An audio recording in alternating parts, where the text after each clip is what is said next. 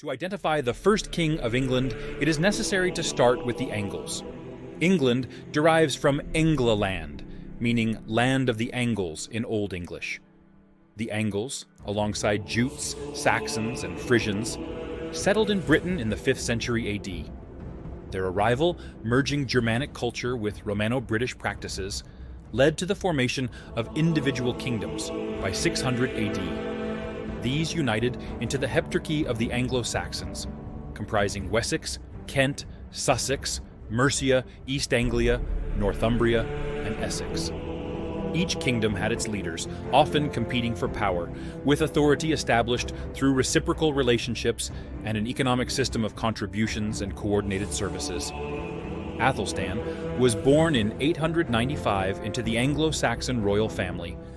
He was the eldest son of King Edward the Elder and grandson of King Alfred the Great, who had played a crucial role in defending the kingdom against Viking invasions and promoting English culture and education.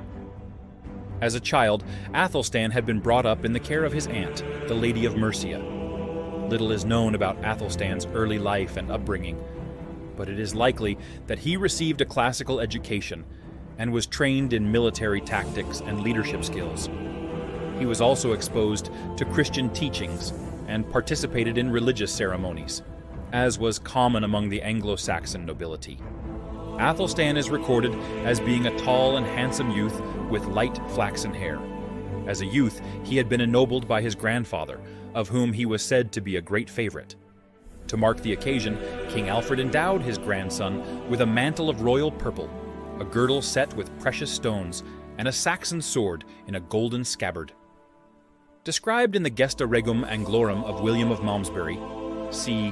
1080 to 1143, as of handsome appearance and graceful manners, not beyond what is pleasing in stature and slender in body. His hair, as we ourselves have seen from his relics, flaxen, with gold threads. He was 30 years old when his father, Edward the Elder, died. Athelstan was crowned with much splendor at Kingston upon Thames on the 4th of September, 925. Kingston was the traditional site of the coronation of the Saxon kings, 7 of which were crowned there. Athelstan's claim to the throne faced some opposition from his half-brother Alfwerd.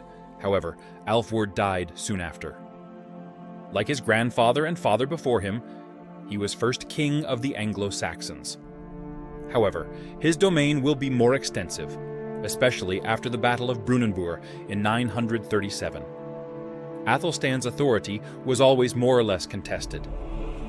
According to the Anglo-Saxon Chronicle, he controlled York and Northumbria during the decade following his accession to the throne. In 937, the kings of the Scots, the Vikings of Dublin, and some parts of Wales united against Athelstan and eventually faced their common enemy at Brunanburh. The exact location of Brunanburh is unclear, but the battle that took place there is considered by many scholars as one of the defining events in British history. The Anglo-Saxon Chronicle contains a poem about the Battle of Brunanburh, which tells of how the West Saxons slaughtered their enemies, including 5 opposing kings and 7 earls. The poem explains that no massacre on this island has equaled that, which shows how devastating and yet important the conflict was. It was Athelstan's victory at Brunanburh that allowed him to extend his dominion to Scotland and Wales, and consolidated his hold over all of England. Athelstan lived only 2 years after this battle, but, for many, became the true first king of England because of this victory. His rule witnessed a cultural shift towards a more diverse society. The king himself was fluent in Latin and maintained close ties with the European continent, fostering a cultural exchange that introduced new ideas and perspectives. Additionally, Athelstan was a devout Christian and played a crucial role in promoting Christianity, supporting religious institutions and missionary work, which left a lasting impact on England's religious landscape. His reign brought stability, fostering economic growth and prosperity. Athelstan's legacy continues to captivate modern audiences through various literary and artistic works, perpetuating his significance in historical research and study.